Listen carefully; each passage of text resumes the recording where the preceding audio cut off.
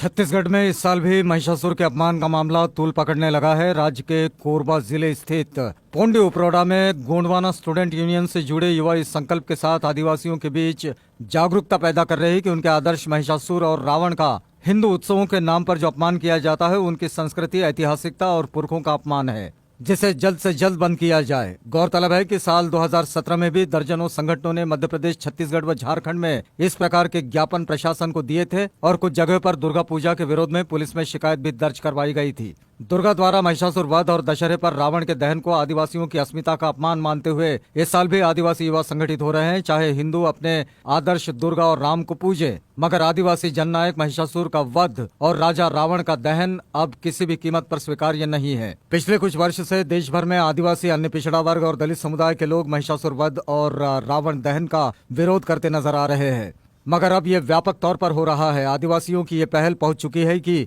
छत्तीसगढ़ और कोरबा भी अब इसकी चपेट में है। यहाँ इसी वर्ष अप्रैल माह में गठित गोंडवाना स्टूडेंट यूनियन की शाखा से जुड़े युवाओं ने डीएम को इस आशय का एक ज्ञापन सौंपा है कि दुर्गा प्रतिमा के साथ असुरराज महिषासुर की प्रतिमा न लगाई जाए, साथ ही रावण का दहन न किया जाए। कुछ महीने पहले गठित इस यूनियन में अब तक पढ़ने लिखने वाले, नौकरी पेशा और किसान युवाओं की अच्छी खासी संख्या जुड़ चुकी है। आदिवासी हितों की बात करने वाली गोंडवाना स्टूडेंट यूनियन 2008 में मध्य प्रदेश में गठित हो चुकी थी। दुर्गा पूजा से कुछ दिन पहले 17 सितंबर को डीएम कार्यालय में उन्हें सौंपे एक ज्ञापन में उन्होंने आगाह किया है कि आदिवासियों के पूर्वज महिषासुर की प्रतिमा दुर्गा के साथ रखकर हिंदुओं द्वारा अपमानित किया जाता है और गोंडवाना सम्राट महाराजा आदिवासी पुरखा महाराजा रावण की प्रतिमा बनाकर बुराई का प्रतीक मानकर जलाया जाता है, जबकि मूल निवासी आदिवासी समुदाय में अभी से नहीं, प्राचीन काल से उनको आराध्य मानकर पूजा जाता है। अतः उक्त मामले को संज्ञान में लेते हुए असुरराज महिषासुर और रावण दहन को पूर्ण रूप से बंद किया जाए। गोंडवाना स्टूडेंट यूनियन के ब्लॉक संयोजक हरिश्चंद्र कोराम,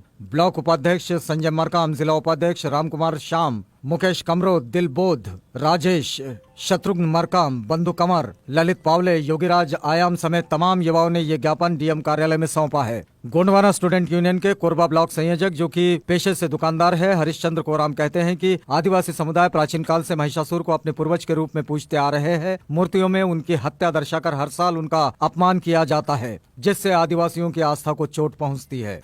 गौरतलब है कि दुर्गा के साथ महिषासुर की मूर्ति रखने और रावण दहन के खिलाफ गोंडवाना स्टूडेंट यूनियन के जिलाध्यक्ष अनिल कुमार मरावी के नेतृत्व में पाली तहसीलदार जगतराम सतरंज को राष्ट्रपति के नाम ज्ञापन भी सौंपा गया है, जिसमें मांग की गई है कि असुरराज महिषासुर आदिवासियों के पूर्वज है, उनकी प्रतिमा दुर्गा के साथ रखकर अपमानित किया जाता है। यूनियन ने शासन प्रशासन से गुजारिश की है कि इस मामले को गंभीरता से संज्ञान में लेते हुए उनकी मांग पर अमल किया जाए। असुरराज महिषासुर को दुर्गा के पंडालों में स्थापित कर और उनकी हत्या करते दुर्गा को दिखाने की परंपरा पर पूर्ण रूप से प्रतिबंध लगाया जाए। इसकी वजह से उनकी आस्था बार बार आहत हो रही है। गोंडवाना स्टूडेंट यूनियन के संरक्षक विमल मरावी कहते हैं कि असुरराज महिषासुर हम अनार्यों यानी कि आदिवासियों के पूर्वज हैं, जिनकी आराधना भैंसासुर के रूप में सदियों से छत्तीसगढ़ के गांव-गांव में की जा रही है। वे यहाँ के हर गांव में बैगादेव के रूप में स्थापित है। गांव के बैगा के माध्यम से महिषासुर की पूजा सदियों से प्रचलित है। प्राचीन काल में शुरू की गई उनकी ये परंपरा पीढ़ी दर पीढ़ी हस्तांतरित हुई है। छत्तीसगढ़ के आदिवासी इलाकों के हर गांव में निवास करने वाला प्रत्येक परिवार बैगादेव पर श्रद्धा रखता है। महिषासुर ही नहीं, रावण भी उनके पूर्वज हैं। इन दोनों के अपमान को वे कतई बर्दाश्त नहीं करेंगे। विमल मरावी आगे कहते हैं कि वो ये नहीं कहते कि ब्राह्मण दुर्गा या राम की पूजा ना करें, मगर उनका ऐतराज रावण के पुतला दहन और दुर्गा द्वारा असुरराज महिषासुर के वध से है। अगर पुतला ही जलाना है तो आधुनिक बलात्कारी बाबाओं के यानी कि राम रहीम, आसाराम या फिर अन्य कोई जिनकी पूरी फहरिस्त है उनके जलाएं, दुर्गा द्वारा उनका वध दिखाएं, मगर हमारी आदिवासी अस्मिता का अपमान बंद करें, क्योंकि ये अब नाकाबिले बर्दाश्त है। रावण के मामले में देखें तो ये मूलतः आर्यों और अनार्यों के बीच की संस्कृति की लड़ाई थी। अनार्यों में SC ST OBC आते हैं। उनके पूर्वज महिषासुर रावण रक्त संस्कृति के संरक्षक थे, जिन्हें आर्यों ने राक्षस कह दिया। मगर अब इतनी जागरूकता व्याप्त होने के बाद वे चाहते हैं कि जो सदियों से उनके पूर्वजों राजाओं का अपमान होता आया है वो बंद हो जाए। रावण पर आरोप था कि उन्होंने सीता का हरण किया। सही मायनों में तो वर्तमान ढोंगी बलात्कारी बाबाओं का दहन होना चाहिए। अपने समाज के आदर्शों और अस्मिता की रक्षा के लिए हमारे समाज के 5वीं पास कर चुके बच्चे भी गोंडवाना स्टूडेंट यूनियन से जुड़ने लगे हैं।